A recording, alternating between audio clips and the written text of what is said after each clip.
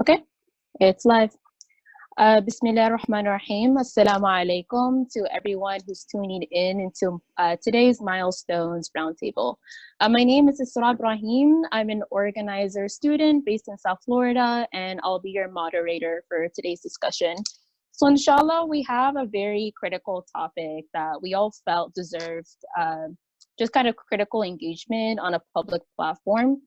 Specifically, we'll be discussing American Muslim participation in electoral politics with civil society at large, and also talk a little bit about the corona pandemic that's been going on and how all of those facets basically relate to the larger concerns of the global war on Islam.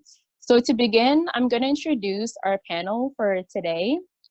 I'm really proud to say they're good friends, but also very just brilliant and dedicated people that have made time today to give time to like a very important topic. So we'll start. First, we have Tanzeen Doha. He's a general editor for Milestones Journal. He's an anthropologist of Islam and an organizer against the war on terror. We also have Hannibal Shakur with us.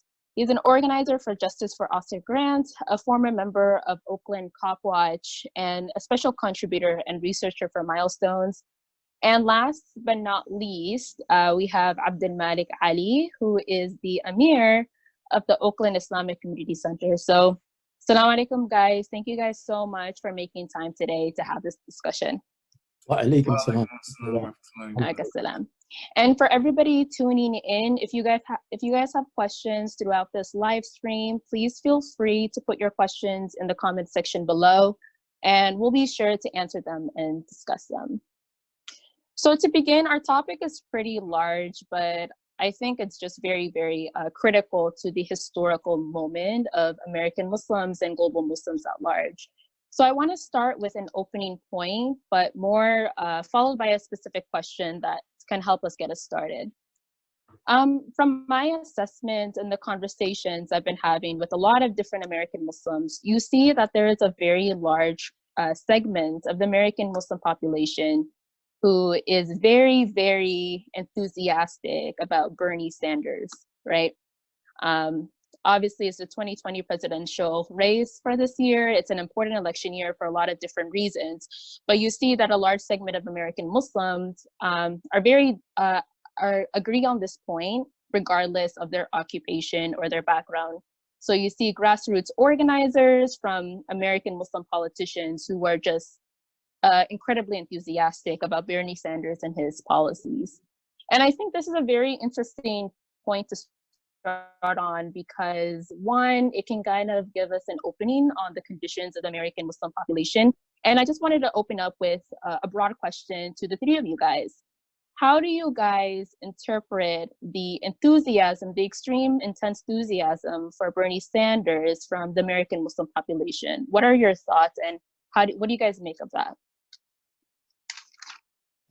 You can start us off, Tanzeen. Okay, inshallah. Assalamu alaikum to our listeners, the fellow participants. Yeah, inshallah, this is something that I've noticed that there was a very serious enthusiasm, and one of the so-called minority groups that very openly and almost uncritically and unconditionally even supported Bernie Sanders' campaign.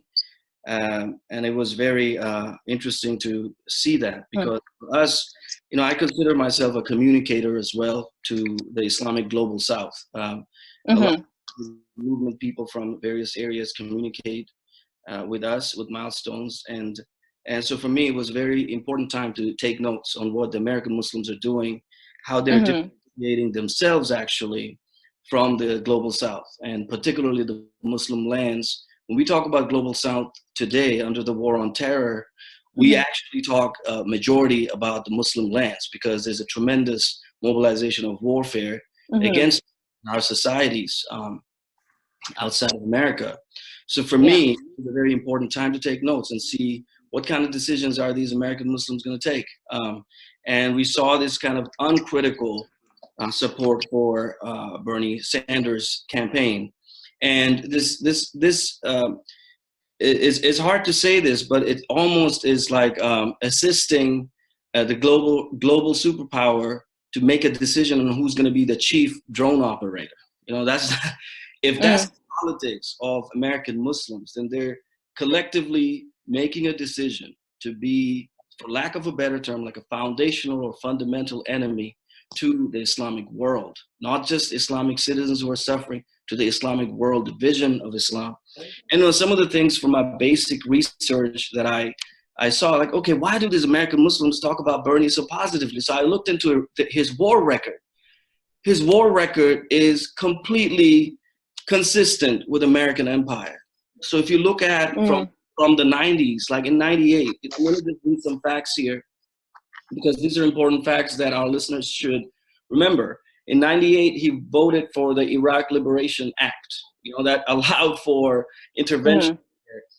He supported, in 96, he voted in favor of Iran and Libya Sanctions Act. In 2001, he voted to extend the Iran and Libya Sanction Act again. In 98, he voted in favor of extraditing Isra Shakur. You know, that's like, you know, and his comment was he wants Isra Shakur to face justice. You know, so this is a candidate who completely promotes all the positions that are against Islam, against Black militant struggle, etc. In 99, he voted in favor of the American bombing of Kosovo. When activists took over and occupied his office, you know, he called the cops on them and got them arrested. 3 days after September 11, he supported the resolution 64, which was the authorization for American military force to intervene and begin the war on terror. So Bernie was very much on board with that. In 97, 98, and 2004, he voted to provide billions in military technology and aid to the state of Israel. You know that when Hamas won the elections, he immediately signed for resolutions that would support Israeli actions in Lebanon and in Gaza. We know that he voted in favor of all the military budget resolutions in 2009, 2010, and 2013. He was very much clear that he would not refuse or take a position against the drone operations, which the Obama administration had basically were the experts of in creating. You know, we know that Obama was the drone chief. You know, he's known as the drone warrior because he changed the name of the war to overseas contingency operations after he took over from George Bush.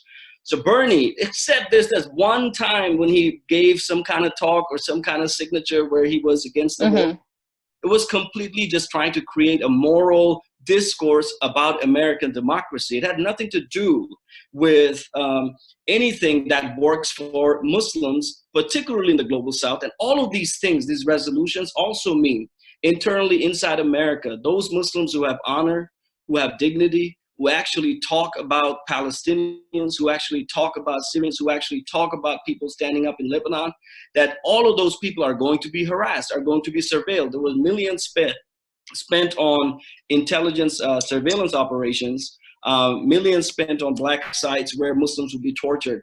Bernie was completely a pro-war choice. It's literally like an appearance given to America that he is some kind of, he's completely taken positions that would be, he even supported, you know, the video that people keep sharing about Joe Biden taking anti-Black positions. Bernie had the same exact position. His argument was about the police and everything was slightly differently worded. But the entire phenomena, this participation tells me that it's very unfortunate to see. And I saw that a lot of youngsters, a lot of slightly younger, you know, I'm not old or anything, I mean, slightly younger Muslims, you know, were actually vouching for this candidate. And what is the effect of this for us? The effect is Bernie's not going to get chosen, but he had mobilized a base for the next electoral situation. So in other words, this allowed for American Muslims to feel like they're citizens, to feel like they're really participating in this society. So in other words, young people think the way to participate in society, the way to participate in things that might change things is to actually join this kinds of civil society and political society of the given order. And that's how you change things. That's completely against everything that we learned from figures that we were close to, people like Yuriko Chiyama and others, you know, and Amir is here. All the khutbahs that we heard for decades now, you know, so it's a very serious, issue for me. So I think we should be very clear that Bernie took consistent positions against Palestine, consistent positions for the war on Islam, consistent positions for counter-terrorist operations, consistent positions against surveillance of Black people and Muslims. And so there is nothing there, literally no substance in any of these claims that we see around. So, you know, this idea that there's going to be some socialism. Another thing, American Muslims actually have to start reading up. We've been reading, okay? Muslims in the South, we've been reading on how capitalism works. American Muslims have to understand how Bernie was actually providing the biggest contribution, which is moral capitalism. There's no socialism. He's talking about moral capitalism. It has nothing to do with anything. It's a wrong understanding of capitalism. All he's doing is capitalism is trying to negotiate, because America and the world capitalist system is going through what is called a terminal crisis. So that in order for the state to kind of redistribute some of that, to kind of try to think that they can postpone the crisis a little bit more, they have to bring up this conversation on social democracy. And this is a complete farce. This is precisely why I think we need to encourage our brothers and sisters to get to real and analytical rigor, to have some substance in how we approach it. So for me, it was a great sign that American Muslims are in this crux, the historical juncture now, to take the right position. And this is entirely the wrong position. We have to understand the patriotism, there's a left patriotism in America, which works with the right patriotism, and they both together create the hegemonic American culture and American political culture against Islam. So there's no reason for us to somehow side with one of these two things and think they're gonna take care of us or our concerns. They're not. They're for the war on Islam. They're for the war against Islam. That's what they're about. So this is not a paradigmatic, some abstract statement. I just read you points after points that show how clearly and concretely Bernie Sanders and every other Bernie types that we're going to see in the future. As long as so American politics, you know, this politics is not about abolition. It's not about abolition. Yeah. It's not about slave revolts history. It's not about Islamic rebellion that we're seeing. This is all about participating, trying to manipulate some politician here and there, and never resulting in anything that actually helps us. And this is completely wrong. You see? So, you know, I would want other people to weigh in on this, but that's basically how I looked at it as an anthropologist, as someone, as a social scientist looking at it and just understanding the facts, you know? Yeah, no, I think it's very interesting you brought that up, because the point you brought up about how the left and the right kind of are basically working together to create this facade of conflict, but they all agree on America as an empire. That's right. American Muslims are participating in like this settler citizenship against the global war on Islam, against natives, and really against Black liberation. So I think that's a very critical point that you brought up. Hannibal, if you could like expand on that as well, like what are the things that you're seeing on your end? How do you interpret American Muslims' enthusiasm with Bernie Sanders and how they're obsessed with like American civic religion in general? Bismillah. Well, first of all, I want to say assalamu alaikum to all the believers that are with us today. I think for me, it's very reminiscent for me of of this time period. This election is very reminiscent to me of Bush, of Bush Jr., and when Bush Jr. was campaigning, and there was this sort of like, there's this big charade that happens in election years where we're presented this idea, number one, that people of this society are going to be neatly divided into these two political categories, which don't even make much sense unto themselves. So they're either going to be a Democrat or Republican. And it's like, you know, each election year, who's going to be the Democrats or the Republicans. And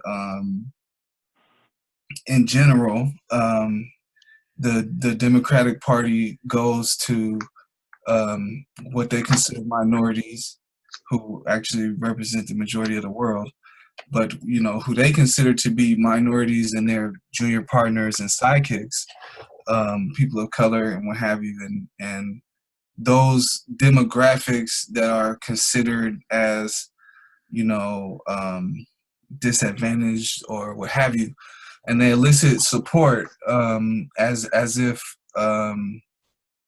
they're going to represent all the hopes and aspirations of everyone who's been left out or left behind. And it's always amazing to me the how they're able to still present that idea to people, you know. And you know, in the past few years, we've seen some interesting things, you know. So with the election of Obama, you know, which we have to understand as a precursor to even a conversation about Bernie Sanders and you know, what he's calling democratic socialism and what have you. But you know, the election of Obama represents a major crisis in America. To elect a black man over a white nation represents a major crisis. It's unprecedented in history, and it represents the desperation on the part of those in power to maintain their position, to maintain status quo, and to maintain people being invested into their way of doing things, you know. And it's no surprise that you know, his successor is a man with no political history, who's, you know, who has no history of experience in government or politics and what have you, and his claim to fame is being rich and having somehow survived multiple bankruptcies, you know, and you know, and being known for like one of the most arrogant people in the media, and constantly presenting himself to the media to be, you know, paraded in this way, you know.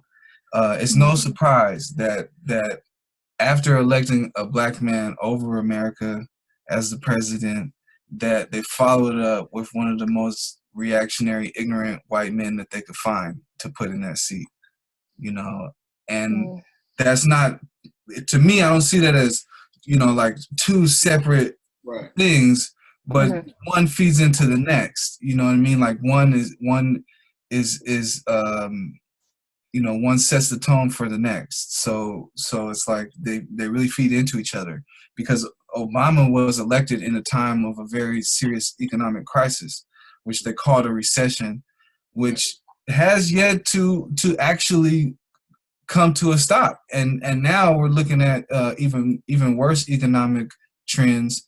You know, there was a mortgage crisis. The mortgage crisis has transformed into a housing crisis, you know, until a point where it was a crisis of these, you know, subprime loans and faulty lending practices on the parts of banks that were, you know, taking homeowners out of their homes, etc. That crisis has evolved and morphed into a generalized housing crisis for all people. You know, at least here in California, that's a major, you know, that's a major thing that people are dealing with every day and contending with, right? And that crisis is something that we really see the seeds of it during the time when Obama got elected, you know. And you know, these things are not coincidental. You know, Obama is elected as a desperate measure to you know, try to keep the nation from splitting at the seams, as a like an inoculation against civil war, against you know, the growing rifts between these political traditions. And you know, after Obama, we get Trump, and Trump as a candidate is at least to me personally represents less of significance as a person, as an individual, but what's significant about Trump is those who have elected him, you know. And I feel like that's what's most significant to me, is that there's a significant enough organized force who's interested and invested in that kind of ignorance, that had enough power, coordination, and organization to put him in that office. Now, by what means, you know, et cetera, I don't like to get too far into the details of the campaigns, et cetera. But what I think is significant about it all is that America's in a desperate state. America's in a crisis and is searching for some type of last-ditch effort to try to close up some of these, you know, some of these holes in the ship, because it's taking on water, you know. And I believe in that same vein, you know, having said that about Obama and Trump, et cetera, in that same vein, I believe Bernie represents sort of like a apparition of American morals. You know, he represents like a phantom of some kind of ethical America. You know, like the idea that it could be ethical. Not talking about the idea if it is ethical or what it needs to do to be ethical, but the idea that it could be ethical. That the current structure and the current you know, organization and the current organized force, military presence, and agenda that is America could merely vote a conscience into it. I think is quite a ridiculous idea, you know. But unfortunately, a lot of people are feeling you know, that desperate about the way things are. And so I believe that Bernie, just like Trump and just like Obama, represents a desperation on the part of Americans who don't want to come to grips with the legacy of you know, what this entity is, what this nation is, what this corporation is. And, you know, I think that people have a great capacity to keep themselves in denial. And you know, unfortunately, through media, through the education system, we're often conditioned to invest ourselves in the plight of an agenda that doesn't serve us. We're often, you know, we're often conditioned to have an unnatural investment in things that neither belong to us nor respond to us. You know, and you know, like Malcolm X talked about the idea between a field slave and a house slave, and the idea, the two kind of perspectives when the plantation house is on fire. You know, that you would have one slave who immediately sees it as a threat to himself, who immediately feels it as a crisis and as a desperation to try to save the master's house. And then there's another type who sees it as relief, who sees it as you know, as finally there might possibly be enough of a distraction for them to get out of the situation that they're stuck in, or there might finally be a shift of power enough for them to get themselves out from under the boot of the slave master. And I would like to use that same kind of analogy to think about these kind of things, because America is in a state of crisis, but realistically, this organized agenda of white supremacy that's in a state of crisis, that is fighting itself, whether if it's liberal or conservative, whether if it's, you know, like progressive and futuristic, or if it's traditional and you know, et cetera, right? This whole agenda is not something that that we need to be desperate about. It's not something that we need to perceive as an existential crisis for us, because ultimately we benefit from we benefit from the breaking up of these concentrated powers. We benefit from the breaking up of the concentrated power of these white supremacist groups and agendas, you know. And so as they're divided and trying to reconcile themselves, we shouldn't throw ourselves into that desperately seeking to help them reconcile, but it's an opportunity for us to critically reflect on the history and legacy and the real character and the real personality of this nation, you know. Yeah, I think it's really important what you just stated about, because it feeds well off of Tanzeen's point about, again, like the left and the right, the conservative and the liberal. It's Barack, Trump, and Bernie. While civil society would have you believe that there is a true conflict there, it's in reality just kind of like empire trying to contain itself. And when we understand it like as a kind of historical progression of sorts of like empire itself trying to save itself, then we get a very different outlook of what's actually been going on from there. And if I could just say one last thing, it's funny that you said it that way, because a few years back there's a scholar named Ruthie Gilmore, who's an academic scholar. She had a talk that she gave in Berkeley, and it was I think it was, the title was something like "Life in Hell: Capitalism Saving Capitalism from Capitalism."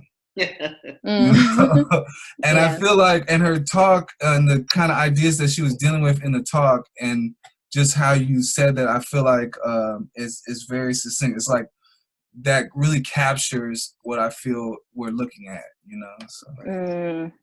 Yeah, no, that's very important. Also for the Amir, I think what Tanzeen had mentioned about how enthusiastic American Muslims are about Bernie, and how uncritical and unconditional their support is of him. How do you feel about, what would you make of the unconditional, uncritical support? And in your perspective, do you feel like that voting is simply a tactic for these American Muslims, or would they just want to be really truly in part like, you know, settler citizens?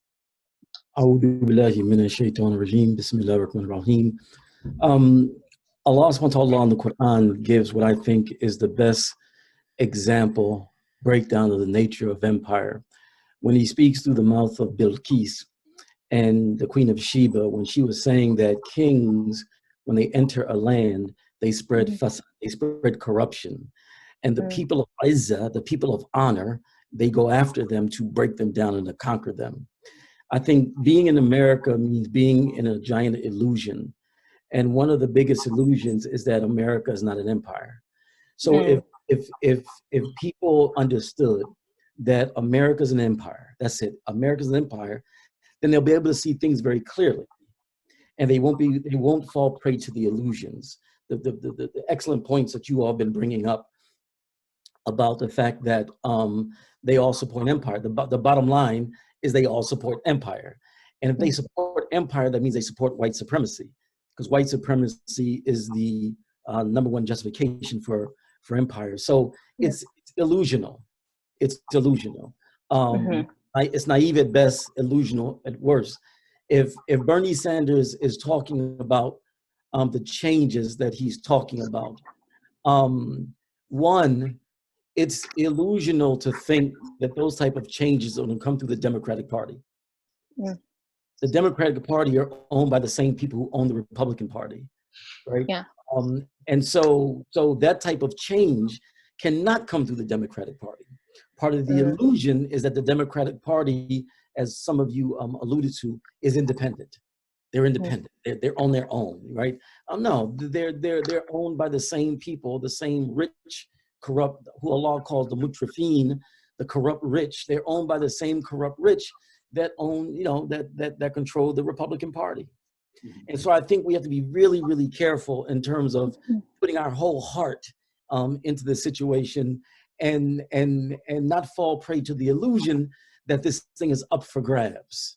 That when elections occur, it's up for grabs. Anyone could win and so on and so forth. That's illusional. That's illusional. You know what I'm saying? It's already decided who's going to be in that White House the next go round. That's already been decided. And so if we're going to get involved in that type of thing, I think Muslims should not fall prey to the illusions. Like, put it in perspective. There's no way that the electoral process can give anything because it's already controlled. It's on lock. It's on lock by the very forces that we're talking about. So I think first and foremost, it has to be understood that this is an empire.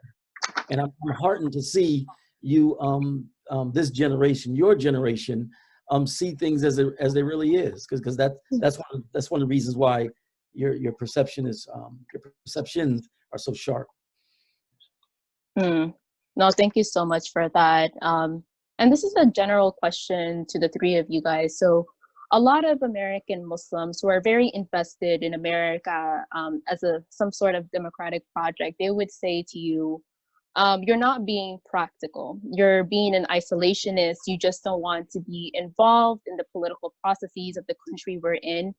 How would you then respond to that kind of charge, and kind of just speak a little bit about the charge of practicality? First, talk about the practicality of voting, of electoral politics, and then the alternative ways, like instead of Bernie, what else should we be doing? Can I say something real quick? Inshallah. Yeah, go ahead. If you look at the seerah of the Prophet, peace be upon him, they were a minority in a society. They were a minority. And when the Prophet, peace be upon him, had the opportunity to join that system, that the Quraysh system, he said no. They offered him the keys to the Kaaba. They offered him money. You know, they offered him the marriage to the finest women. If he felt that it was plausible to work within that system to create change, he would have done it. He turned it down. And what was the solution? Having our own hijrah. That was the solution. Muslim self-determination was the solution. And I think that we have to make sure that we don't fall prey when we get into again these so-called elections, which are just illusions of participation. That we don't fall prey to the illusion to the extent that we forget what the blueprint actually is for us as minorities being in a society among majority non-Muslims. No, that's a very important point. Tanzeen, Hannibal, you guys want to add to that about the charge from American Muslims about you're not being practical. You're just being an isolationist. You're just kind of too far and you're not getting anything done. How would you kind of respond to that kind of charge? I have a couple of things, but younger brother Hannibal, should I say something? Yeah, go for it, man. I'll follow after you. I know you got some deep points. I got a quick, the quick ones. Listen, the thing is, we should just be very propositional. American politics is for Americans, all right? And Americans are not just everybody who lives in this geographical location.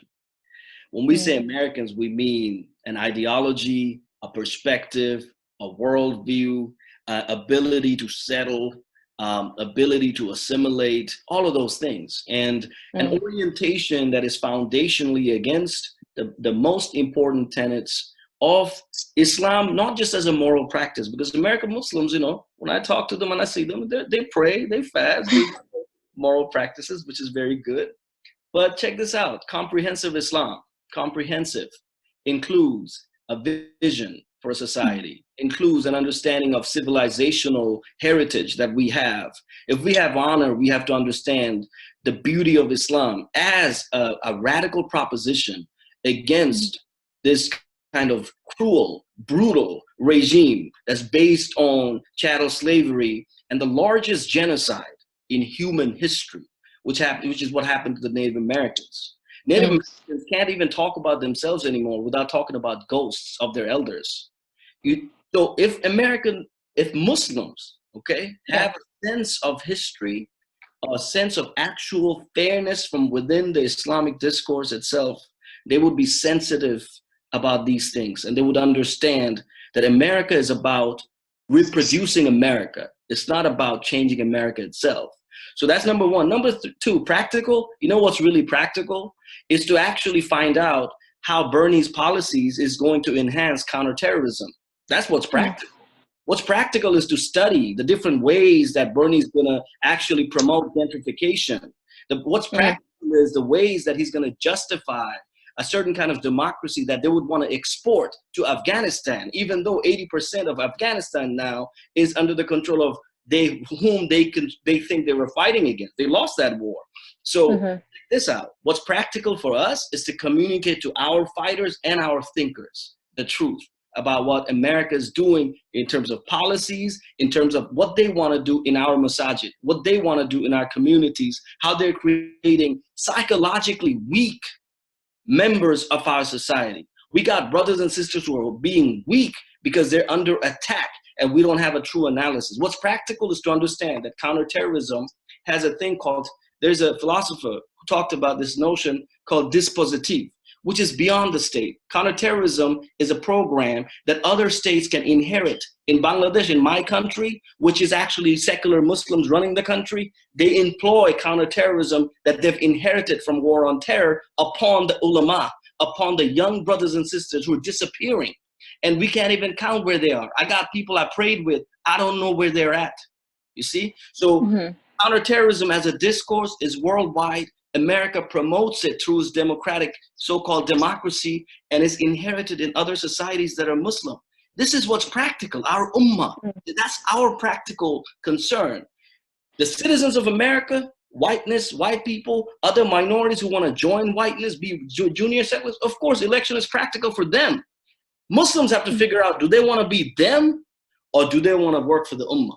And that's all I have to say. So what is Bernie's policy of counterterrorism? That's what I'm trying to watch. That's what I'm trying to read. I'm going to understand how what is going to be his military policy. He consistently, as I said, supported the war on Islam. War on Islam, Islamic society. You know, he blames African countries for population. You know, he blamed black people for being shot by cops.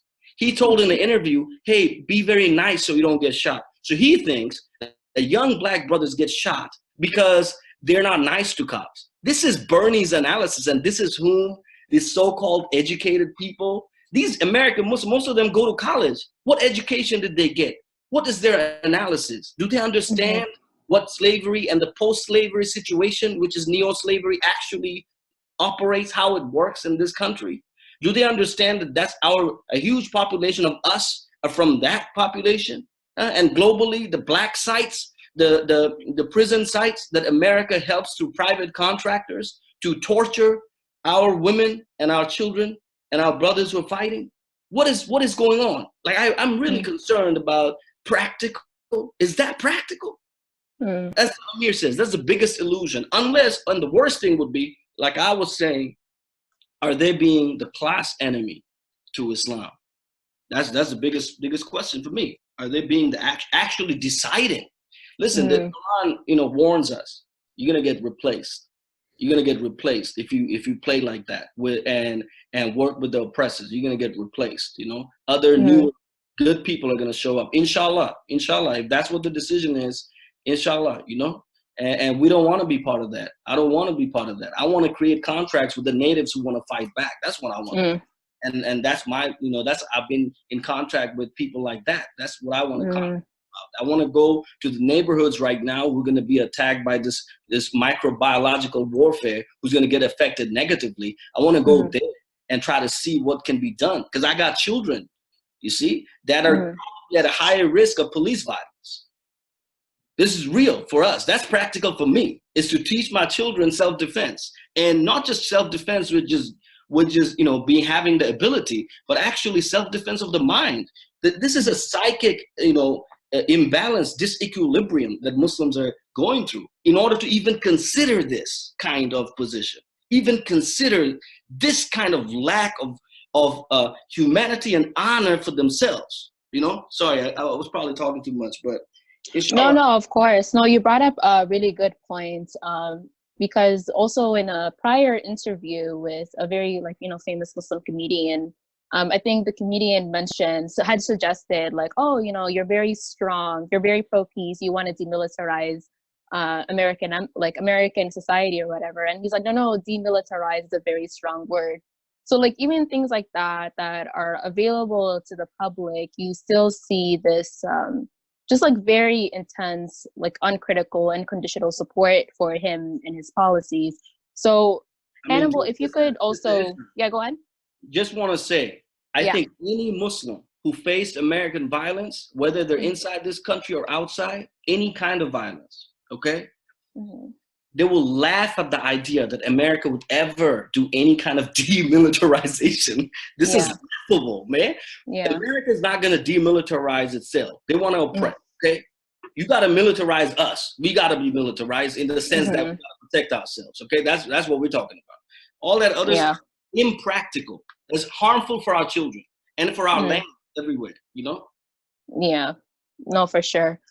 Hannibal, if you could also respond to that as well, like how would you also respond to the charge that you're not being practical enough? You're kind of, again, you're just isolated in your own space.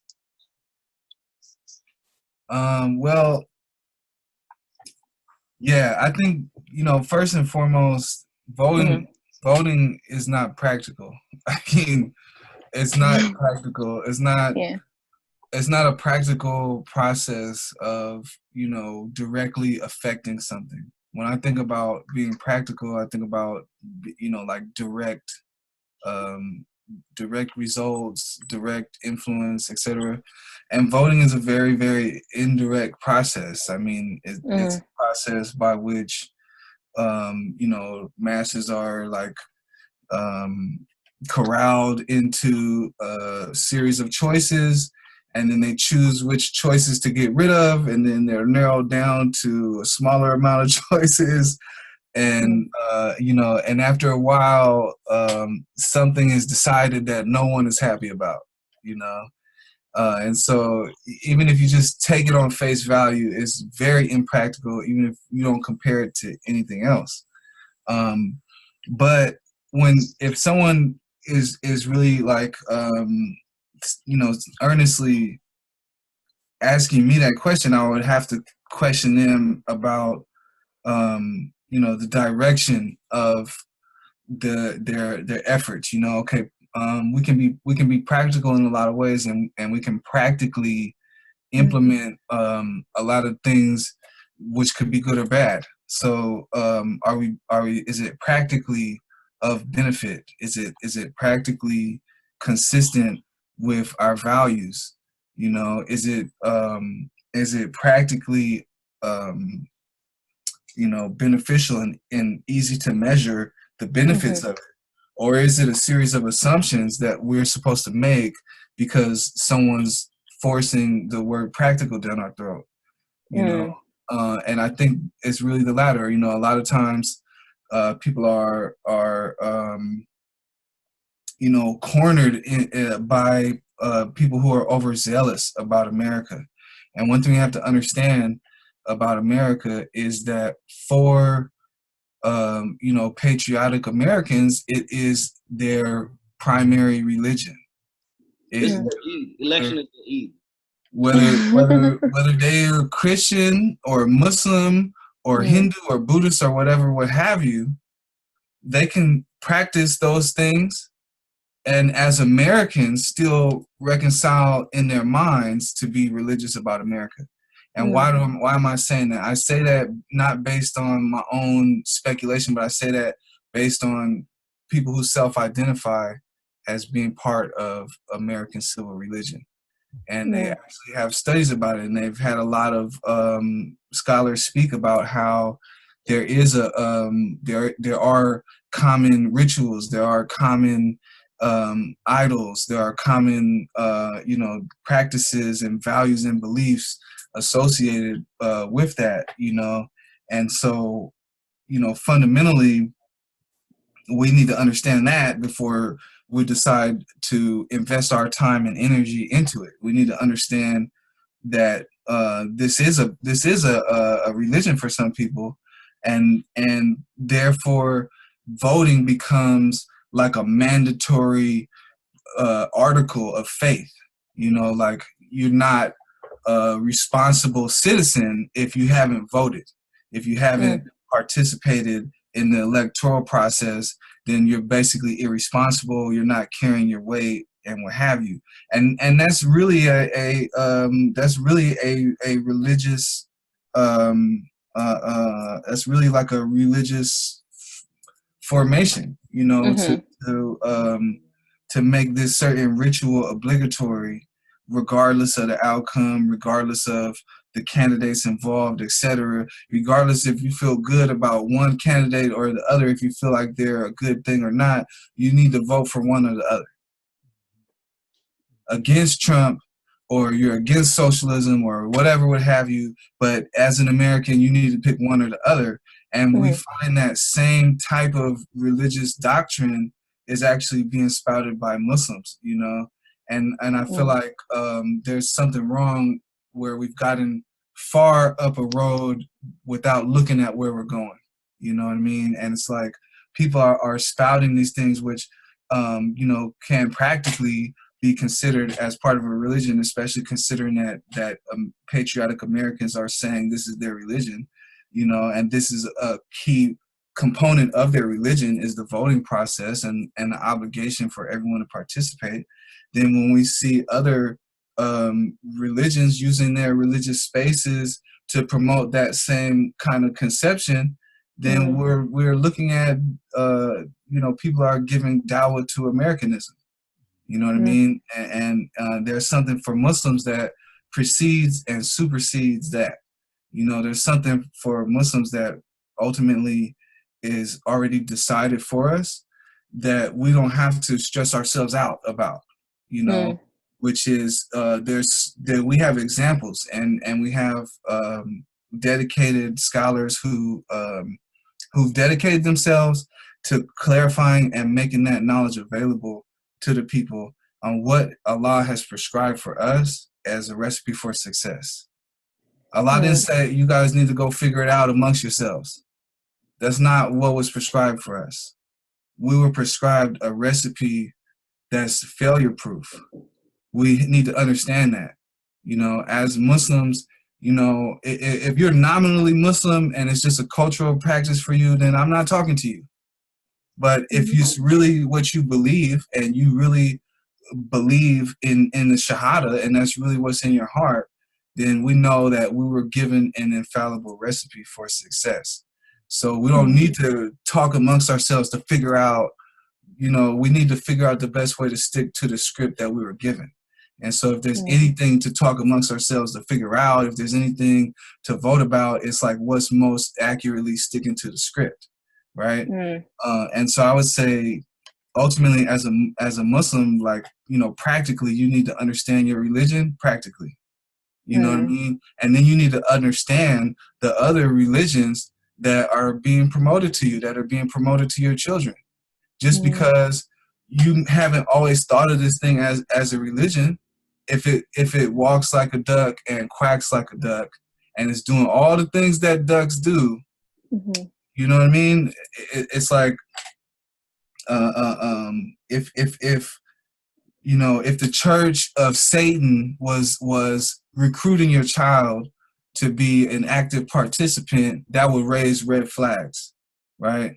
But there's this other religion that's constantly, you know, preying on Muslim youth, that's preying on the youth of communities and people who are not, you know, who are not as coordinated and organized as some other groups in America.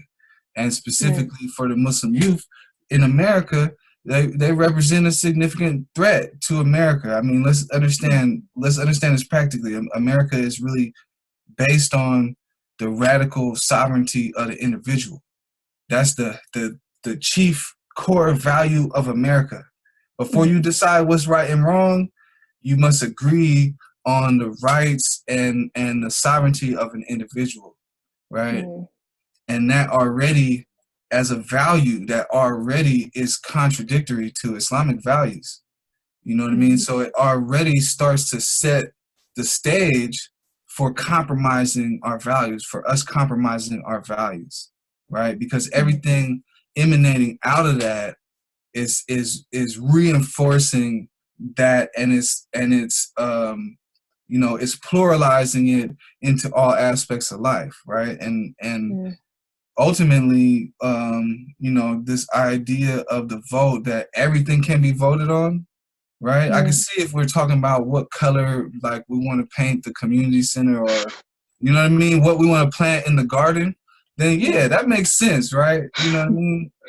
But the idea that everything is up for debate is fundamentally anti-Islam.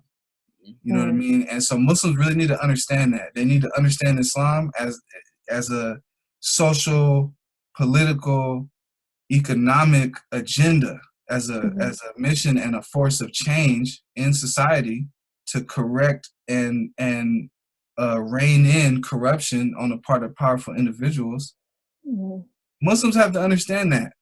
And you know, for whatever reasons, it's not you know, it's not taught as much as voting is taught. You know what I mean? And unfortunately, you know, we find a lot of our people are susceptible to that, merely because, you know, the leadership that they look to for guidance is also promoting these other religious things. You know, these articles of faith from another religion. Can I say something real quick too? No, yes. If anybody tells your generation that you are impractical for the position that you're taking on voting, they're under an illusion too. 4 years ago, anybody who voted for Hillary Clinton, for example, their vote meant nothing. Their vote meant nothing. They could have not voted and the same result would have happened. Their vote meant nothing. As a Black man in America as well, we had a Black president, we had a Black attorney general, we had Black Congress people, a couple Black senators, we had Black city councils, we had Black mayors, we had Black police chiefs, and we were still getting shot down in the street like dogs. It had no effect on, it didn't affect us in a positive way economically, socially, or politically. We had that many Black people who were in the government. And this is why there's only a 55% voting rate in America. The people who are able to vote is only at 55%. You got countries at 85%, 88%. But America's like 20th on the list because people know that the system is not working. And finally, a few years ago, Princeton University, an Ivy League school, where students are being trained to how to administer the empire, they came out with a report saying that America is not a democracy. America's an oligarchy, right? And so it gets back to the people who talk about the impracticality of not voting and so on and so forth. They're again under an illusion. Their vote meant nothing 4 years ago. It meant nothing for us that there were so many Black people in the electoral process and in positions of power, including the White House. It meant nothing for us, right? And so they're just again, they're just falling prey to that illusion. Yeah, no, thank you so much for that. I think that also reminds me a lot of when I speak to different, like, you know, for example, grassroots organizers within the Muslim community. You see that a lot, like, especially when it's not an election year, there's a lot of radical rhetoric, like a lot of decolonial radical rhetoric, especially people who organize within like university spaces, but then kind of connect that to community spaces. But then when we understand that there is kind of like this larger cognitive dissidence, when you see, like, you know, a lot of American Muslim organizers, grassroots organizers who have very radical rhetoric, but whenever election years come up, they automatically, you know, disavow all their rhetoric about America being an empire. And for some reason, for just that year, they unequivocally like believe that America is this kind of democratic project. And it's always very interesting to kind of like to note that, like that constant cognitive dissidence. So thank you guys so much for that. Guys. So we're back from our 5-minute break. I think we've been having really good conversation, really kind of dissecting American Muslim participation in electoral politics and also civil society. One thing I think is important that we should also deconstruct is a lot of patriot Muslims would tell you that Malcolm X's speech, the ballot or the bullet, basically justifies voting. It justifies voting as a tactic toward liberation. And I think it's very important that we at least discuss this so at least the audience does not kind of misunderstand what we're speaking about. So if any of you could go ahead and speak on that, maybe Tanzeen first, then Hannibal. Well, I think Amir went away. Something happened over there. But yeah, I can check back with him. Well, you know, I think that's a fundamental misunderstanding of not just the time and the situation in which Malcolm had gave that title to the speech, the talk. And also, it's a misunderstanding of the title. You know, the ballad of the bullet is really serious about the bullet. It's American Muslims are not serious about the bullet. It's not like they're saying if we don't want a certain particular kind of disenfranchisement of voting is not taken care of, then people are ready, you know, with the bullets. Come on, man. American Muslims are doing ballot for the ballot for the ballot for the ballot. It's not, has nothing to do with anything.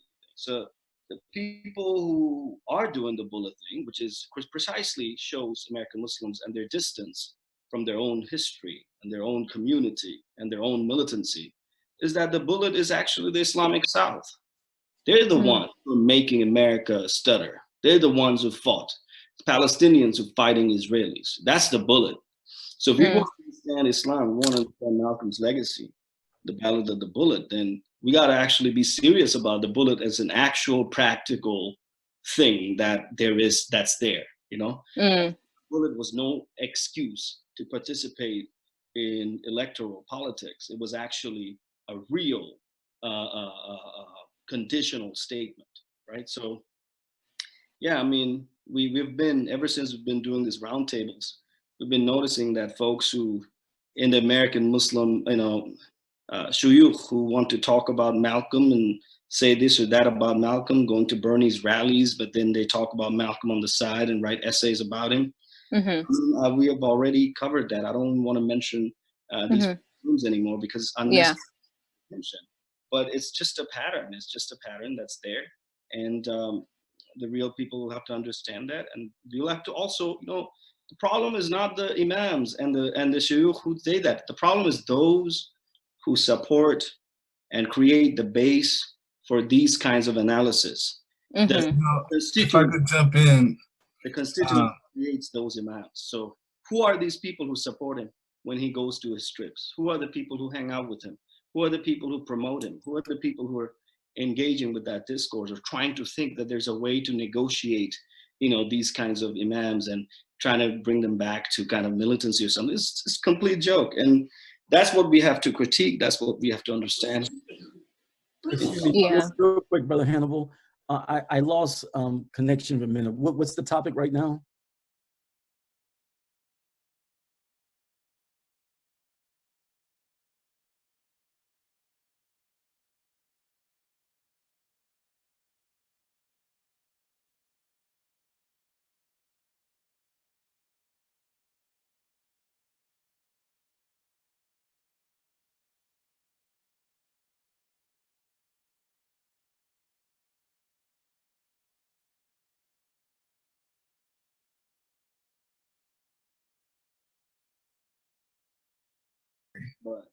Means change.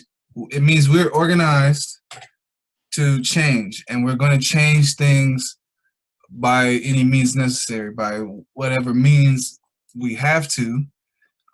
If the ballot doesn't work, there's other means to do that, right?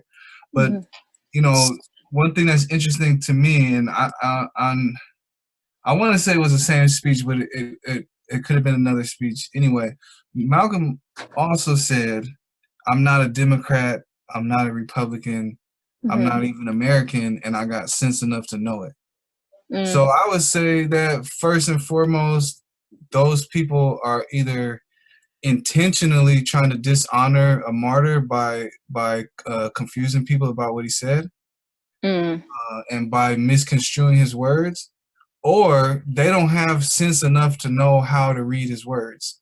Because he says, I'm not a Democrat, I'm not a Republican, and I got sense enough to know it. And that, and I'm not even American and got sense enough to know it. And that indicates his perspective on those people that he's dealing with either within his movement or adjacent to his movement that still consider themselves as Americans. And he's saying, look, you know, I got sense enough to know that that doesn't apply to me. You know, he's also said, you know, we're not Americans, we're victims of America, right? And so that's a fundamental thing that he's reiterated and repeated in various terms over the years that he was publicly speaking. So you would have to be like really dense to miss that. You have to be like seriously dense to miss that, you know what I mean? Or you have to be intentionally trying to cut that out of who he was, right? And then another point I'd like to make on that is, you know, if you look at Ballad of the Bullet, it goes hand in hand with Message to the Grassroots. You know, they go hand in hand together. And if you look at Message of the Grassroots and you consider it seriously, then we know it tells us a couple of things actually about the Ballad of the Bullet. You know, it tells us, number one, when he says the Ballad of the Bullet, he's talking about an organized force of grassroots. You know, he's talking about grassroots organization that's organized into an agenda that is a force to be reckoned with. And that means either we're going to put it on the ballot and we're going to vote it in, or we'll do whatever we have to do to implement our safety, our justice, et cetera, right? And another thing that tells us about Malcolm is that Malcolm was oriented towards action, and he was oriented towards those who were willing to dedicate themselves to action. So Message to the Grassroots tells us, like, in case you guys misunderstood my other speeches, I'm speaking to the people on the ground. I'm speaking to the people who are not the big six. You know, he often talked about the big six and these big civil rights leaders, etc. When he says it's a message to the grassroots, he's saying I'm orienting myself towards, you know, those people who are organizing on the bottom, who are organizing in their communities, and who are who represent, you know, the dispossessed and the oppressed people who are trying to organize themselves and to transform their society for the better. That's who he's talking about. He's not talking about those people who are so dense they don't even get the fact that he's not an American. You know what I mean? He's not talking to them. He's not talking to them. They wasn't even part of the conversation. So now they want to come after he's been murdered and martyred. Now it's a you know, it seems quite suspicious to me when we know that if you just spend 30 minutes reading his writing, his speeches, etc., if you only spend 30 minutes, you will get that from 30 minutes of studying his work. So if you can know his work enough to quote it, but you just somehow didn't get that part, then, you know, I don't think he was talking to them. You know, I think that these are people who would like to make themselves relevant, and they can't make themselves relevant with their own name, so they try to use his name to make themselves relevant. And it fails miserably, I believe, every time, because anyone who really respected him and really believed in his work and his efforts, etc., will recognize the duplicitous nature of such comments. And Brother Hannibal hit an important point too when he said that Malcolm said, "I'm not a Democrat nor a Republican." Malcolm felt that he basically was saying to Black people, if y'all gonna play that game, here's how y'all should play it. That's what he was saying.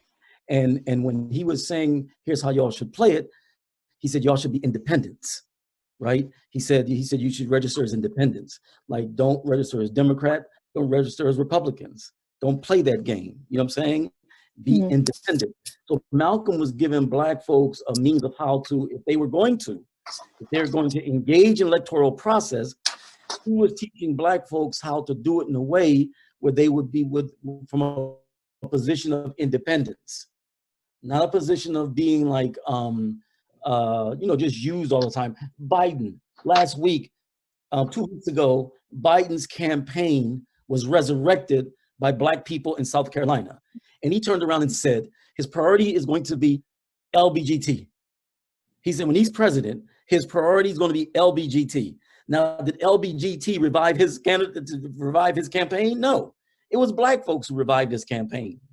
But he turns around and says that his emphasis is going to be LBGT. That's what the Democrats have been doing to Black folks for years. And so Malcolm was basically saying, no, be independent. Don't align yourself with either one. Yeah, that's a very important point. And I also have a question for you, Amir. I think this is an important facet that we don't really talk about, especially as Muslims, as committed Islamists.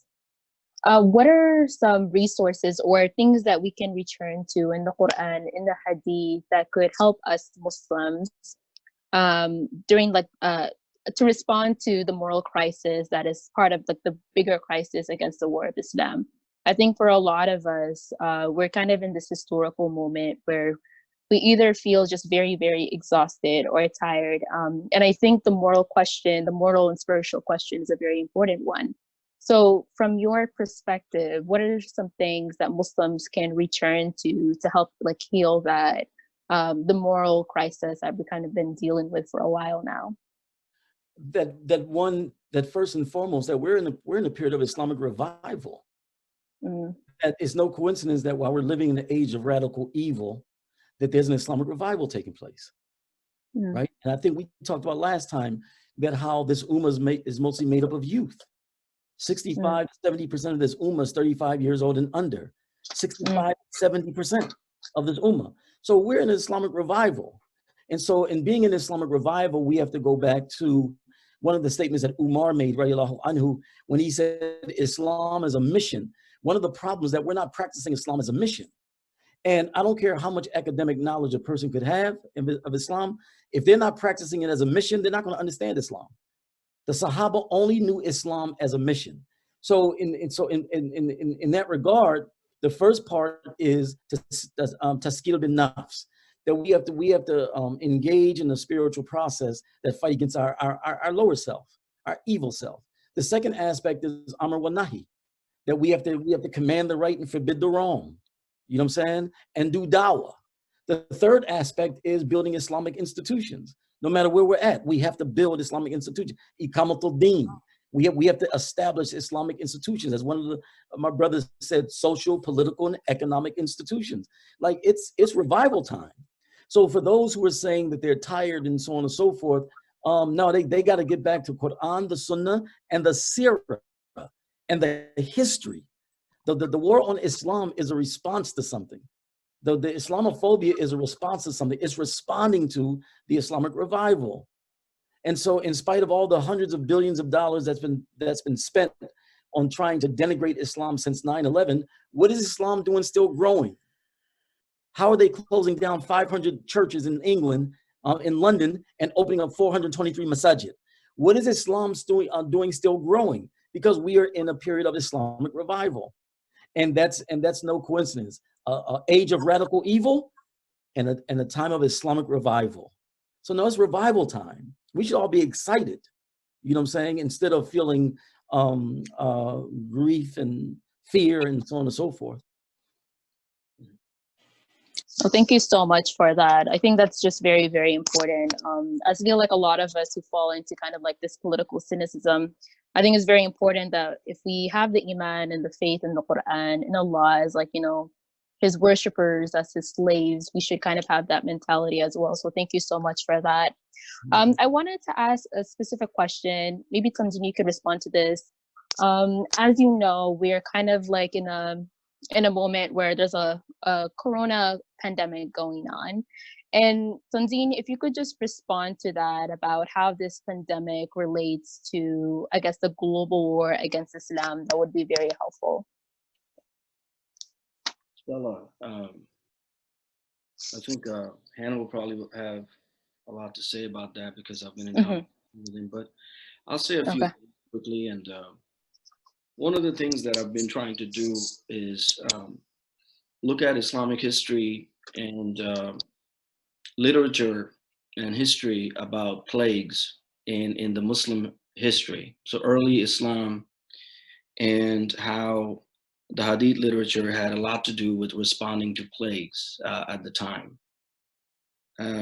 I encountered this particular article because I was looking at, for the last year or so, at Islamic way of looking at madness and psychological trauma and psychological hardship.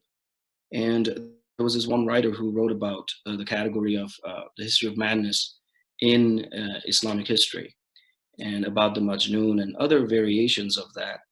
The same writer, I found out, who's passed away, this author, wrote articles on the plague in the early Muslim history. And, you know, he kind of outlines how plague and epidemics at the time had a lot to do with how those were situations in which Muslims actually were able to provide guidance for the rest of humanity in ways that was allowed for them to flourish in response to those plagues. And sometimes these plagues would come in 9 to 12-year cycles. So what we're witnessing, you know, for me, I'm doing two things. I'm trying to look at Islamic history of epidemics and how did Muslim scholars respond to it with religious prescriptions, and also looking at actually modern history of biology and its connection to industrialization and capitalist industrialization, and what that does with under every time there is an epidemic like this. It's highly likely, some of the scientists are saying, it's in era of war, tremendous disruption of an economic catastrophe, but also an environmental catastrophe, producing these kinds of imbalance in nature. So everything that's happened is not just nature, it's actually man's influence and disregard for ecosystems prior to capital, and forcing capitalism is so totalizing that it forced earlier ecosystems to be subsumed under its totalizing logic. And this had produced a problem. So what we're seeing, and you know, Mike Davis, the sociologist, wrote that how capitalism is biologically now unsustainable. And so I encourage my brothers and sisters to look at that, the earlier history of plagues and how the Hadith literature had a lot to do with plagues. And I've noticed that in one of the Islamic discourses, they were talking about how the Muslims at the time were arguing and debating in a positive way, in a generative way, about three principles at the time. One was that when the plagues had hit, I think this was the one in Damascus, in that region, that the Muslim scholars were thinking about it in relation to, is this an opportunity for martyrdom, or is this a sign of punishment? So there were significant conversations about kufr and Islam. Where are you placed? Hypocrisy and betrayal, and you know, all the things that human beings engage in that are not very kind. Whether it's at the level of interpersonal relationships, at the level of community-based interactions. So it was a time to think about this, martyrdom or punishment. And then there were discussions and contestations about staying or leaving. So there was great insights in early Muslim thinkers about how to stay in, so you don't actually spread the germ, spread the plague, and so on. So it was something that was as early as that, so in medieval era. So I thought that was very significant, and that kind of contestation.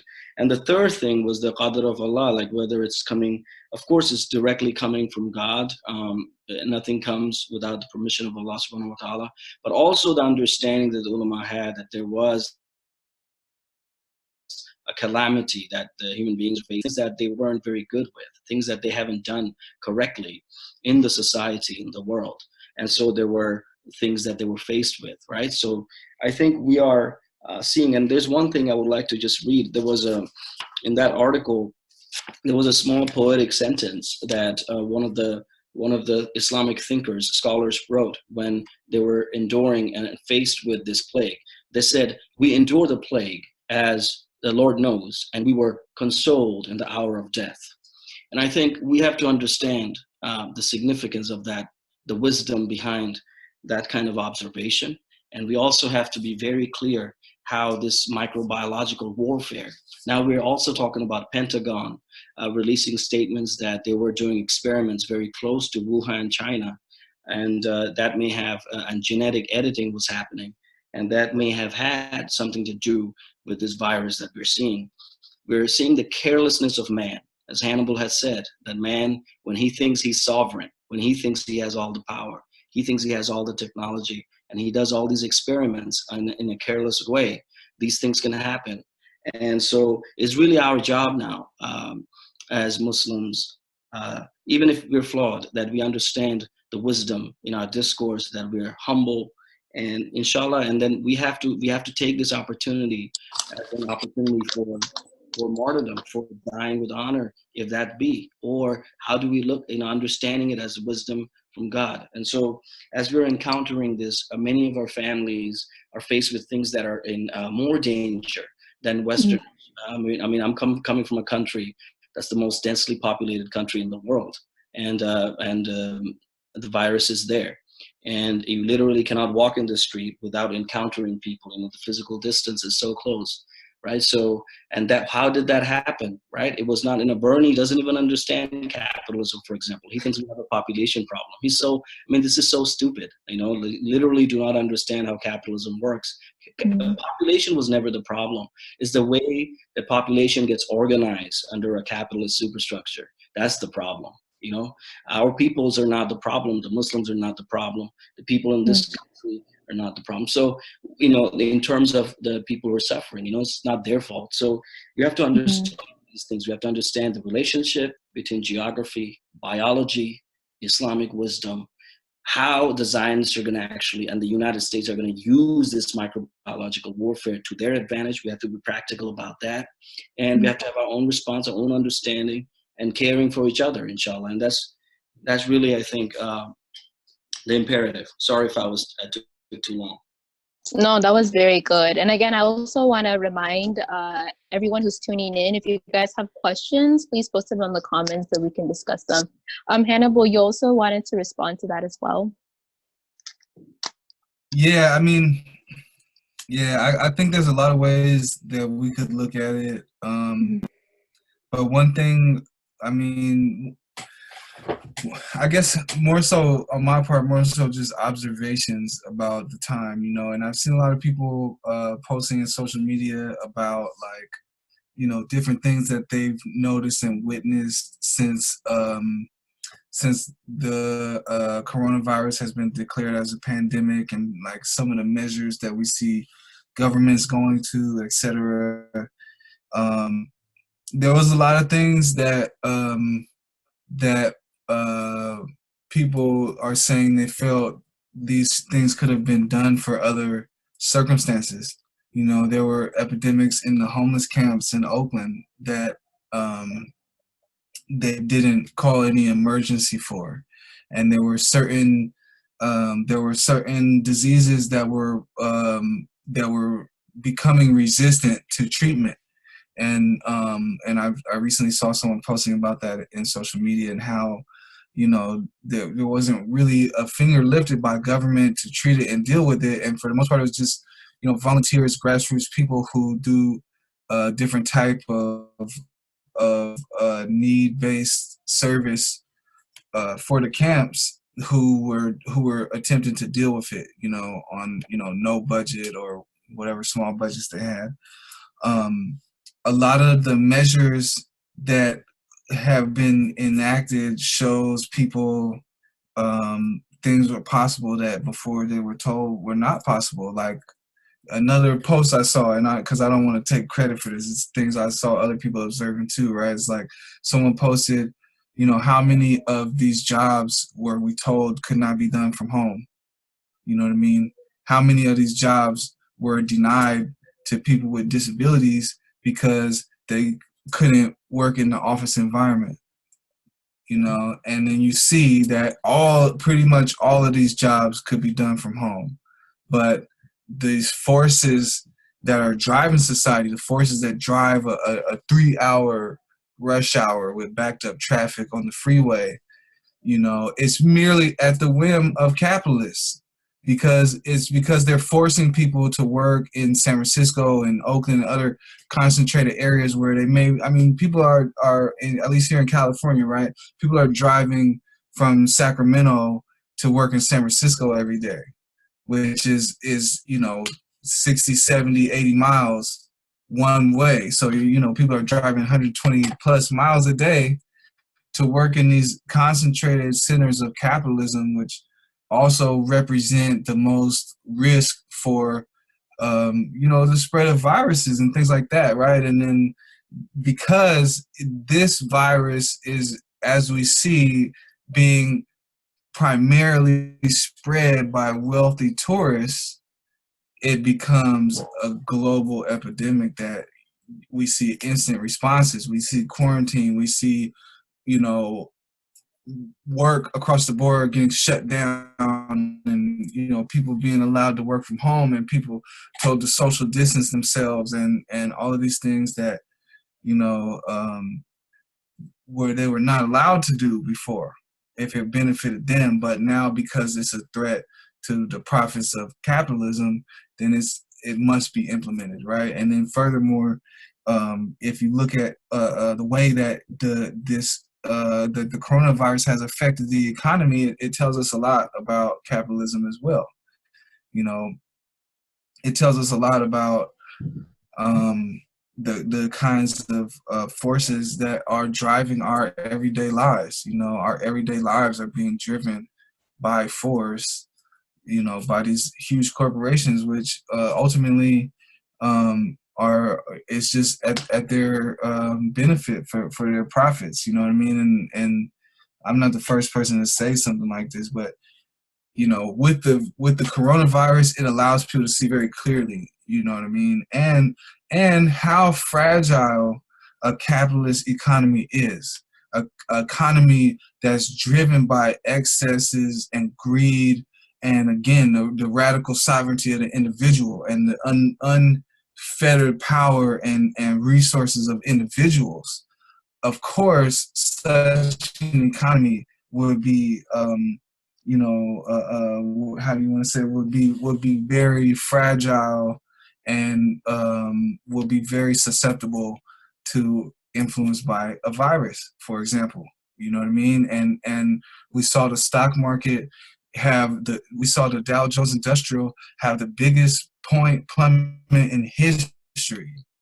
You know, and we're seeing all of these historical records of you know, of numbers and basically signs of economic collapse coming, you know, and so it's shown us a lot about the world we're living in today. You know what I mean? Like without a judgment value on that, but just observing some details, you know, they can shut down everything, and you know, this economy is so greed driven that, you know, ultimately it takes for their profits, it takes for the economy to be under threat before they want to consider the health of people in general. You know, it takes for the stock market to plummet before they want to implement measures to actually put the value of human life on their priority list. No, that's a very important point. Also seen like a lot of different people saying about how interesting it is that the virus itself is really being spread by these kind of imperialist colonizers like Trump, Bolsonaro from Brazil, and not really like the poor people who are always kind of like demonized. So that's a very, just like an interesting, the kind of dichotomy that we see. I think a very important question that we should get to is, we've talked a lot about critiquing like civil society organizing, about electoral politics, participation. then what and how are we to organize? What do we do instead for people who are interested in working outside civil society, working outside of electoral politics? And when we start that process, what do we do with the Muslims, with the people who are very, very invested in America as a project, as an empire? And any one of you can go ahead and start answering that. I know it's a very in-depth, broad question.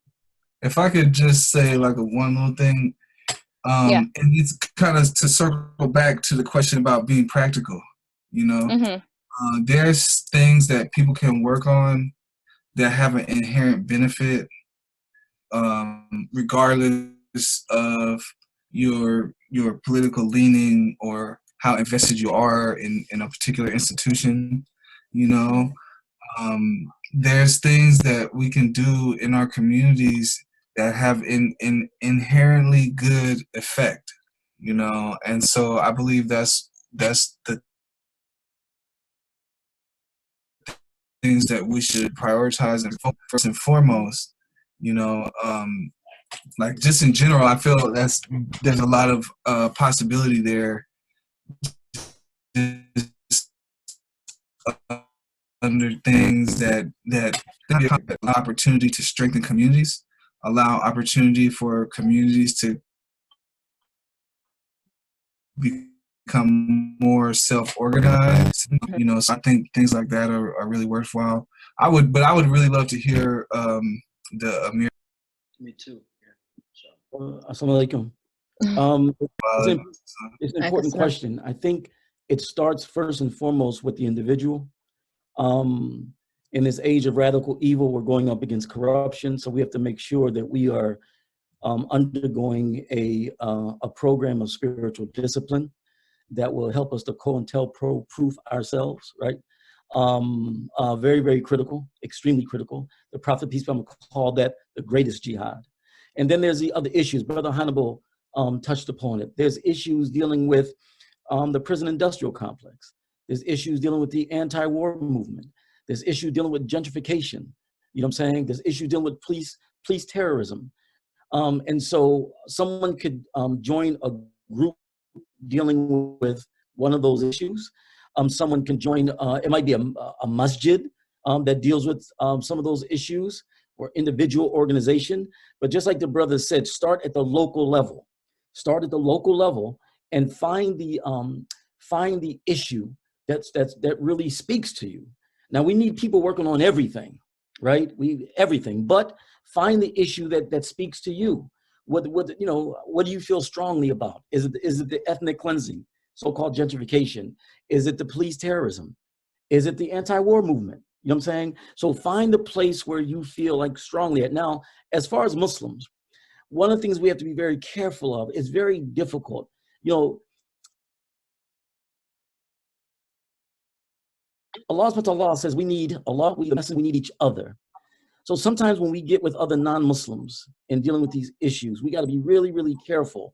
What I mean by that is that there's not a discipline that they're undergoing. There's not a personal discipline that they're undergoing in order to keep their evil selves in check. So sometimes when we interact with them, they don't look at morality as being really moral character as being extremely important. So we have to be very careful with that. I'm not saying that don't deal with them at all. I'm not saying that. I'm not saying that we need them either. We need Allah, His Messenger, and we need each other. That's what we need. You know what I'm saying? But if there are other people standing for truth and justice, yeah, we should be numbered with that crew. At the same time, we got to be really, really careful. You know what I'm saying? Because many times they're not coming from a spiritual perspective. You know, Imam Jamil talks about that we have to take the struggle to a higher level. And part of that, taking that struggle to a higher level, entails that we see our activism as an act of worship. As an act of worship. And once we see our activism as an act of worship, we look at it differently. We deal with it differently, right? So we have to really come up with a way of like that we make alliances, that when we make these alliances, we do not violate our beliefs, right? That we are who we are. You know what I'm saying? We don't try to change ourselves for acceptance of other people. We got to be very, very careful with these alliances, right? But yeah, getting with each other, spiritual warriors, Muslim activists who are working on gentrification, Muslim activists who are working on police terrorism, Muslim activists who are working on the prison industrial complex, the anti-war movement, and so on and so forth. That's really what means. Now, our base is what? Our base is the masjid. That's our base. Our base is the masjid. Our base is our iman. Our base is our spirituality. And I think, those are the places I think that we should start. And primarily working with the youth. I really have a belief that what they call Generation Z, that's the generation. Meaning that as we go through this next era of activism, I think the 2020s is going to be, could make the 60s look like a dress rehearsal. But who are the youth who are going to be high school, college age in the 2020s? Who are they? That's the so-called Generation Z. They're in high school now. They're in the early years of college. They're in high school. Some of them are even in middle school. All right. So we have to really, I think, also look at that generation, help get that generation ready. If you remember, even Time Magazine picked up on it because their person of the year was Generation Z. Thornburg, I think her name was 16 years old. That's Generation Z. That generation, I think, is going to be very, very critical. Very critical. Allahu Alam. But so helping to get them ready, helping to get them to get them give them the training of spiritual warriors, of spiritual activists. There's a whole bunch of things that really can be done. Can I add a little bit, inshallah? I think that was so important what the Amir had said, and I just want to add something to that, which is to the Isra's question about how to work. And I think you mentioned something about how to work, given that American Muslims are kind of interested in civil society and the civil society politics. I think like some of the basics of politics is to understand, for example, the difference between strategy and tactics. Yeah. So if you have American Muslims or any group, for me, if the strategy and tactics are mismatched, then we have a conflict of interest. For example, if you're running organizations and mosques and other community centers or whatever, and let's say you're saying that you want to protest, right? But you take police permits to go to this protest, and you talk about how America is bad and all of these things. That's in a legalistic, I'm saying it in a legalistic way, not in an attacking way. When you do that, then that group and what we want to do, knowing Hannibal, we have a conflict of interest. It's a legalistic problem. Like a lawyer cannot take two clients if there is a conflict of interest. If one guy is saying, I'm going to approach my case this way, the other guy is saying, I'm going to approach it this way, you cannot, it actually, when I was faced with like a surveillance situation, and I called a lawyer, and the lawyer said, well, there's another person at that masjid who was also surveilled, but he's looking at it this way. Like he actually would sit down to talk to whatever, authorities. And I was like, I would never do that. So that lawyer could not take me to represent me.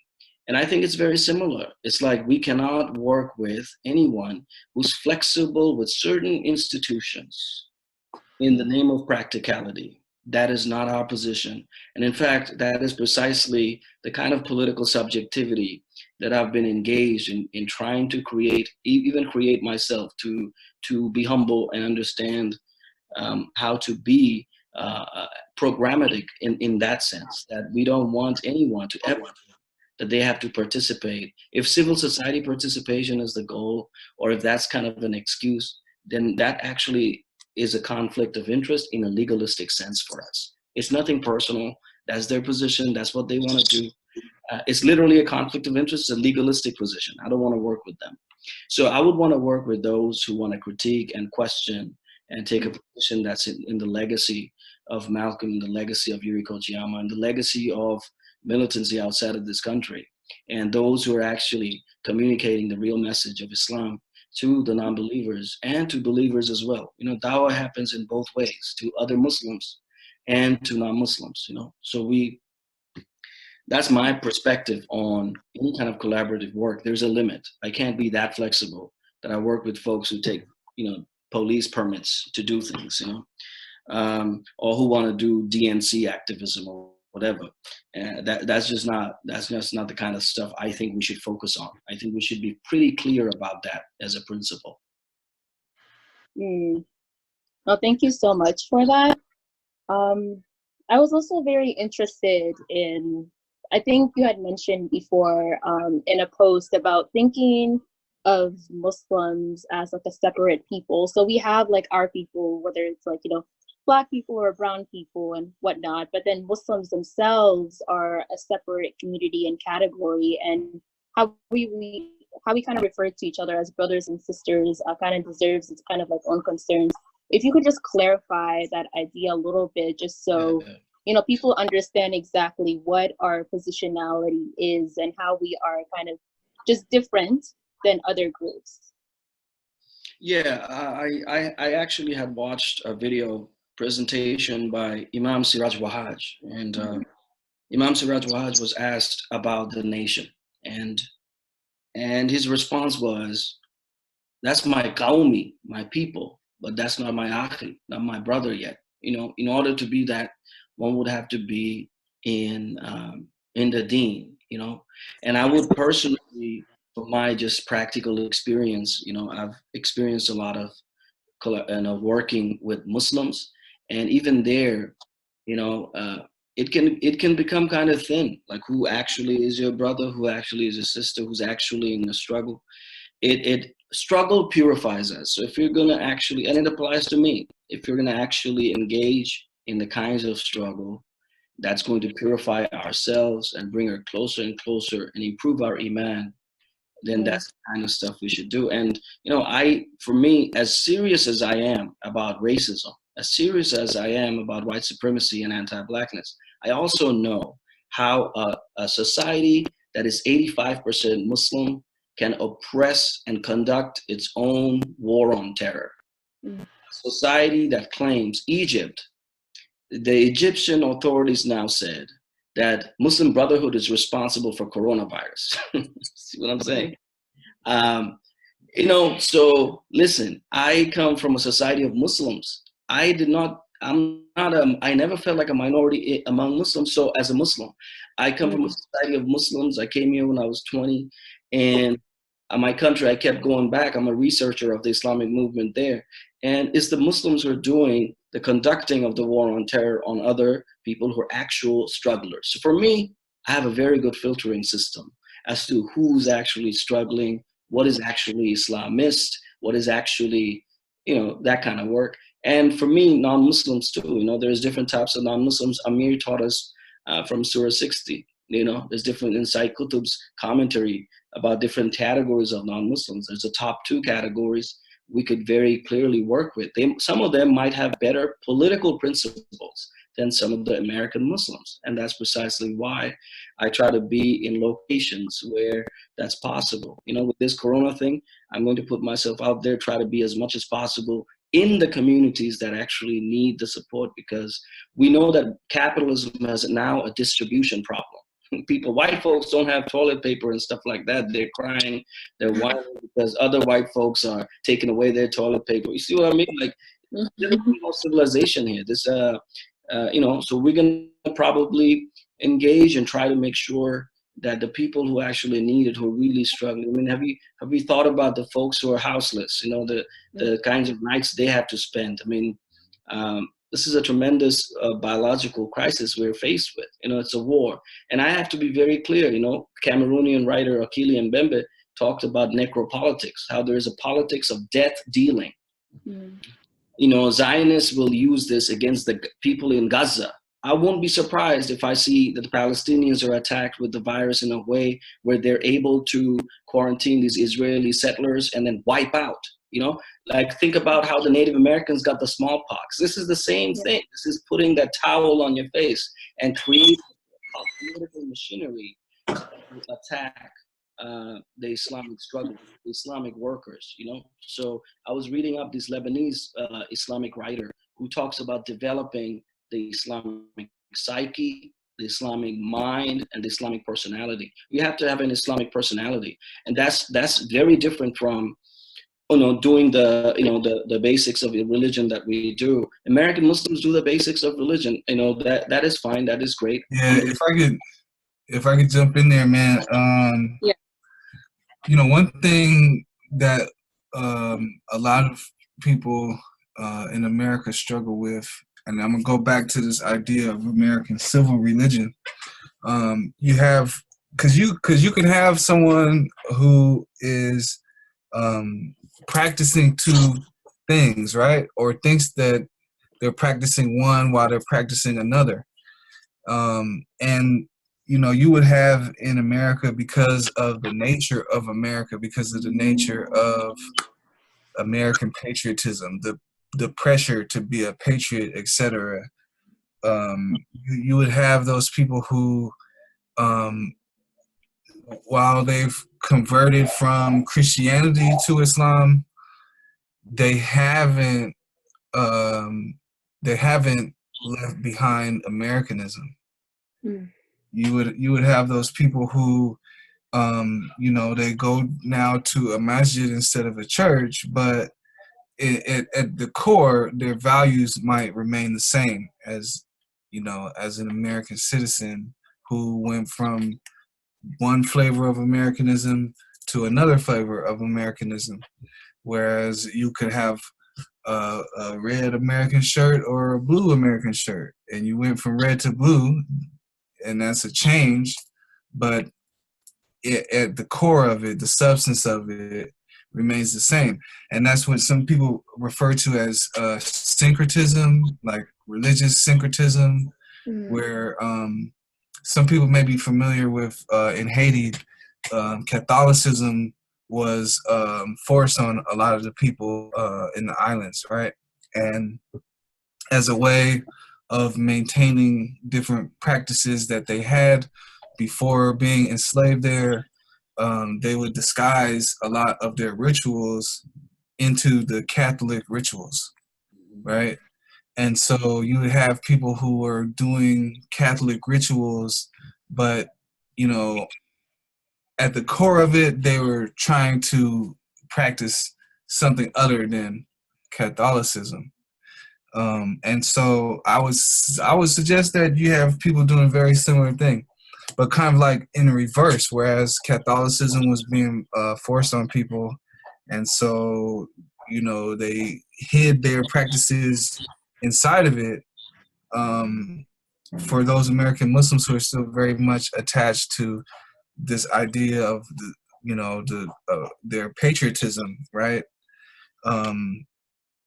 Even though they're not, even though they're not being forced into Islam, they're going into Islam and hiding Americanism inside of masjids and inside of supposedly religious rituals, gatherings, practices, etc. And even though no one's forcing Islam on them, and they're free to practice what they choose to practice, they still feel compelled to bring racism, white supremacy, nationalism, patriotism, things that have no place in the deen. They insist to bring it with them into the deen and find ways to infect it into their communities and into their practices. And so, it is crucial, like, to get back to your question, it is crucial that we understand ourselves as Muslims, that Islam is the preceding and superseding, it comes before anything else, and it reigns above everything else. That Muslims have to understand that, because you can't put Americanism over that. You know what I mean? And that's the thing. I feel like that's where the problem is. So as long as you understand that, Islam is our judge of right and wrong, you know what I mean? Like, what's prescribed to us is our recipe for success. That's something that's critical for the integrity of a community, for our own personal iman, for our faith, for our togetherness. and for our general emotional, spiritual health, you know, and practically in all the other aspects of our health, it's critical for us to understand that. And, you know, so to get back to that, it's very important for us to understand that. It doesn't mean that, you know, it's not a gang, it's not a clique. It doesn't mean that we're going to mistreat other people because they're not part of it, or it doesn't mean that we're being exclusive, but it means that, you know, like Amir Abdel Malik was saying, we know who we are and we stay who we are, and we hold on to our values and our principles in the face of wherever nation we might be in. You know, okay, we're in America, but we could be anywhere. And why should America become so important just because we're here? You know what I mean? Whereas Islam is for the whole world. Islam is for everyone. You know what I mean? So Islam is way more inclusive, and it's way more righteous. It's way more just. It's way more practical. It's way more applicable to all of our problems and all of these things. You know what I mean? But you know, at the core, it's like we have to understand that to understand who we are, and it helps us chart out like what does success mean for us. You know what I mean? And then when we have a clear idea of what success means for us, then it helps us judge if we're on a successful path or not. You know what I mean? So it's fundamental to our very survival, you know? And it's you know, just to add to that, it's in our immediate life. Crisis is a great opportunity to understand who's real for us. I've experienced personal crisis, right? And in those crises, I found my dear brother Hannibal to be there. Was it because I'm a person of color or something? No, it's because he was there as a Muslim. And this is, you know, when I had another crisis, I had an older brother like Amir Abdul Malik, who I could seek religious counsel from and trust the information that was coming from a place of Islamic struggle. And I think that's the kind of stuff we're talking about. And the conflict of interest, you know, I can't go to like another imam or another sheikh who is, you know, pro cops because, you know, cops been harassing me. I mean, you know, so that's just not right. So, and just because someone is, you know, maybe from my country or something, it doesn't mean much. I mean, I would love the difference between Qawmi and Akhi to disappear. I would love all my people to be my brothers, but they may not be, you know. So and the reality is they're not. A lot of people are not. So inshallah, I have love for the people, but I got to go roll with the brothers, and that's basically how I think about it, inshallah. And you know, there's going to be errors, and we have to understand how to heal each other with that. And as long as there's iman, there's trust that things are happening Islamically, and that we're not just practicing and saying belief should not be at the level of the throat. It needs to enter the heart. Can't be at the level of the speech, you know. It needs to be our behavior. And every time we make mistakes and errors are there has to be a way to reform ourselves once we have an Islamic heritage that we are, you know, we have to be true to. And that's the whole point, you know. So there's going to be errors.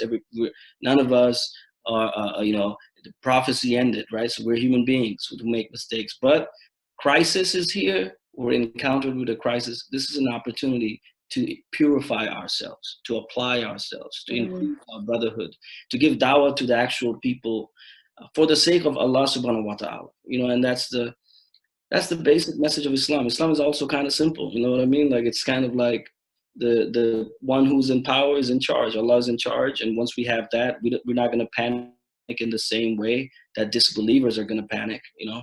So we're going to have a concern, we're going to have urgency, but it's not panic. And so inshallah, you know, that's all I have to add to that. Yeah, that's so important.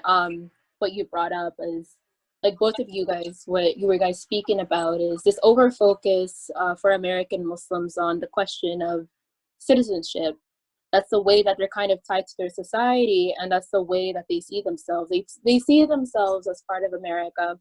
And so you see this kind of over focus on American citizenship and the masajid. But also for us who want to work outside civil society, outside of electoral politics, is also improve on and think about what are the contracts for brotherhood and sisterhood in Islam, which I think is a very, very interesting question. I think something I read in Milestones by Sayyid Qutb is like, how can you be Muslim simply just by kind of belief, and you don't really materialize it by action? You're just kind of someone who's just kind of going through the motions of prayer, of dua, but you're not thinking critically, you're not engaging daily with the responsibilities that you have to your brothers and sisters in Islam, which again, the Shahada must mean something. That's like the highest contract that we have, the one that we have with Allah, with our with God. Amir, if you want to add anything to that as well, like any thoughts you have about like just kind of improving that bond of brotherhood and sisterhood to the most kind of like serious, most important level. I think what Brother Tanzeen said, like with respect to him and his relationship with Brother Hannibal, it's like that day-to-day brotherhood and that day-to-day sisterhood. It's like when you're in a struggle together, that brings hearts together. You know what I'm saying? And when I talk about how Islam is a mission, like one of the things that we have to realize is that the problems that are facing this country are not going to be solved through the electoral process. None of the major accomplishments in this country came through the electoral process, whether it's the 40-hour work week, the 8-hour work day, whatever the case may be. None of that came through voting, right? It all came from outside, agitation from outside the system. And I think that that type of struggle brings hearts together. Just like, for example, the boys in the cave, the young men in the cave, right? There were other young men who came together, right? They came together and they went ahead and they went to the cave. But the point I'm trying to make is that when you believe the way that you believe, other people will come. There will be other people there with you. You know what I'm saying? Other people who want to practice Islam as a mission and who want to get active and so on and so forth. They're out there. I think it's very important to stay away from those people who kind of like bring us down. You know what I'm saying? The ones like Allah talks about in the Quran, like, don't let the people who have no yaqeen make you weaker. You know what I'm saying? There's some of our people who do not have the certainty that Islam is going to prevail. That's just it. Islam is going to prevail, right? Well, there's some of us who don't have that certainty. We shouldn't let their lack of certainty, their lack of yaqeen make us weak. You know what I'm saying? Stay with the people generally who think the way that you all think. They don't have to be, of course, in the same group that you're in specifically, but they think the way that y'all think. The activism and the spirituality and the militancy, the uncompromising spirit and things like that. No, there are other Muslim youth out there who are feeling that exact same way. Get with them, stay with them. And that struggle is going to bring hearts together. And next thing you know, you'll be doing things for each other like the Sahaba used to do. Sacrificing for each other, struggling for each other, putting the other person's interests first over your own. You know what I'm saying? All those types of things are really, really critical. And that comes through struggle. Jazakallah khair for that. Thank you guys so much for your comments for this discussion. We had a very comprehensive discussion, but I want to kind of give the opportunity for all of you, if you have any last minute feedback about this discussion as a whole, I would love to hear it. Really quick for me, this current situation we're dealing with the corona and so on and so forth. You know, Aisha radiallahu anha she mentioned a hadith where the Prophet, peace be upon him, said when Allah allows these types of things to occur, it's a blessing for some and it's a punishment for others. You know what I'm saying? And as Muslims, as believers, those of us who profess to believe, we should do these things that were mentioned earlier, getting closer to Allah and helping each other out and so on and so forth, right? But at the same time, though, don't think for a minute that when all these things are happening to the Muslims all over the world, that Allah is not going to respond to that. Believer is as sacred as the Kaaba, the Prophet said, peace be upon him. So when we see Muslims going through what they're going through all over the world, it shouldn't be a surprise to us that there's going to be a response to that. So for those people who are engaging in those practices that Allah subhanahu wa ta'ala does not condone, it is a punishment for them. And it is a hope that they will humble themselves so they can be more receptive to the truth. I mean, thank you so much for that. Hannibal, do you have anything else to say as a last point, last feedback in general? Yeah, I mean, I just hope that you know, those Muslims that are very enthusiastic about the election don't lose their enthusiasm after they put that piece of paper in that box. You know, I mean, it seems like a lot of enthusiasm just to put a piece of paper in a box. So I hope that it will translate past elections, and you know, I mean, inshallah, if their hearts are in the right place, they're gonna strike gold somewhere. I mean, if they stay active, you know, and I don't want anyone to feel slighted or disrespected, because I know that some people have very strong opinions about voting and what have you, and I don't want anyone to feel like we're trying to attack them or berate them. But you know, that we see a bigger picture and that we feel that ultimately Islam is the solution, and that voting could potentially offer some avenues, but ultimately there's way more avenues available to us as believers. So yeah, something like that. Tanzeen? I'd like to thank Hannibal and the Amir, inshallah, and you, Isra, for Thank you. conversation. I'd like to thank everyone that's been involved with our journal, and we have a pretty good level of participation from people who are following us, our journal, our readership. I'd like to thank them, inshallah. And, you know, my prayers continuously for all the brothers and sisters who are struggling. And I consider myself an Islamic worker. So, you know, see you at work, you know. So who are doing this work, I'll see you at work, and I see you and I know you in different regions. Even right now I'm in a different state. I'm connecting with the brothers and sisters who are at work.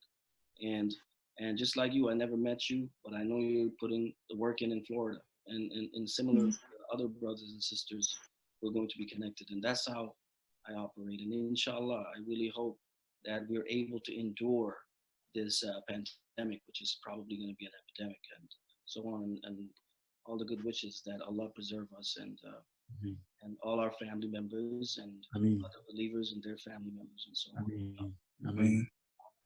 I mean, Jazakallah khair, guys, for your words. Just like very appreciative, and just like personally for me, I've gained a lot from this journal, from you guys. Also personally, I gain a lot from that, and also kind of working with my own personal transformation. And with everybody else who is tuning in, Jazakallah khair, guys, for tuning in. Feel free to always, you know, message us. Like, we always want to be kind of in contact, kind of like anybody who's really interested, young people, young Muslims who are very interested but really don't have an avenue that I feel like I did, for example, in the university. Please feel free just to kind of message us if you want to kind of have a conversation at that, because we're always, you know, again, it's like kind of strengthening the bond of like brotherhood and sisterhood. And I think that also belongs to you guys. If you're a Muslim, you have my sisterhood and brotherhood as well. So again, Jazakallah khair, guys, and Assalamu alaikum. Wa alaikum assalam.